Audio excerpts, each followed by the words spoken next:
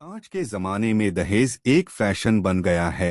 हर आदमी दहेज के पीछे भाग रहा है। वर्टिकल बार लोग अपने बच्चों को डॉक्टर या इंजीनियर बनाते हैं ताकि अच्छा दहेज मिल सके। वर्टिकल बार सबसे हैरान करने वाली बात यह है, जो लड़का डॉक्टर या इंजीनियर बन जाता है वो भी दहेज के लिए कभी मना नहीं करता है।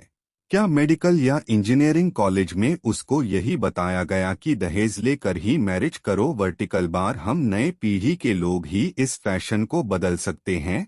कुछ लोग तो ये भी कहते हैं कि दहेज नहीं मिला इससे हमारे सम्मान कम हो जाता है। वर्टिकल बार रमेश धनकपुर गांवों में किसानी करता है। बड़ी मुश्किल से 2 वक्त की रोटी अपने परिवार के लिए कमा पाता है। वर्टिकल बार रमेश की एक बेटी महुआ और 2 बेटे हैं। बेटी सबसे बड़ी है और बेटे छोटे हैं। वर्टिकल बार महुआ ने 5वीं पास कर लिया है। अब रमेश उसकी मैरिज के बारे में सोचने लगा, क्योंकि उसके पास अब पैसा नहीं था जो अपनी बेटी को आगे और पढ़ा सके। वर्टिकल बार रमेश अपने लड़की का रिश्ता लेकर लखन किसान के पास पहुंचा।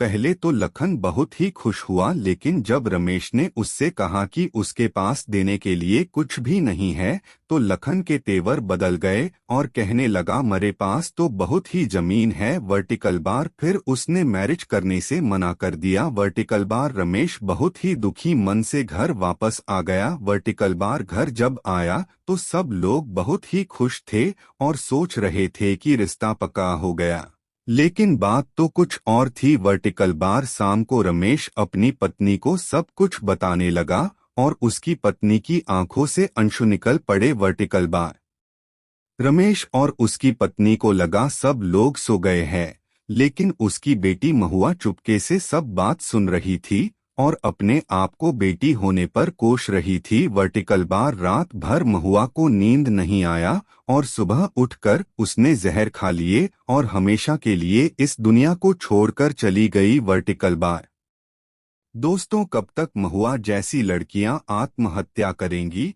हम सबको जागरूक होना पड़ेगा। वर्टिकल बार इस पोस्ट को इतना शेयर करो को लखन जैसा दहेज लेने वाले लोग सुधर जाए। वर्टिकल बार आओ दोस्तों, हम सब मिलकर संकल्प करें कि इस दहेज प्रथा को जड़ से उखाड़ फेंकेंगे। वर्टिकल बार जय हिंद। वर्टिकल बार समाप्त। हमें कमेंट करके बताएं कैसी लगी आपको ये कहानी। अगर आपके पास भी ऐसी कोई कहानी है तो हमें जरूर शेयर करें।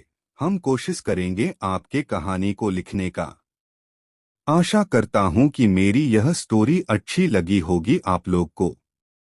इस आलेख को पढ़ने के लिए धन्यवाद। यदि आप लोगों के पास कोई सुझाव है तो कृपया साझा करें और किसी भी प्रश्न को पूछने के लिए स्वतंत्र महसूस करें। एक बार धन्यवाद। Emotional story in Hindi, daily story in Hindi सुनने के लिए देखते रहे हमारे चैनल। उचित है।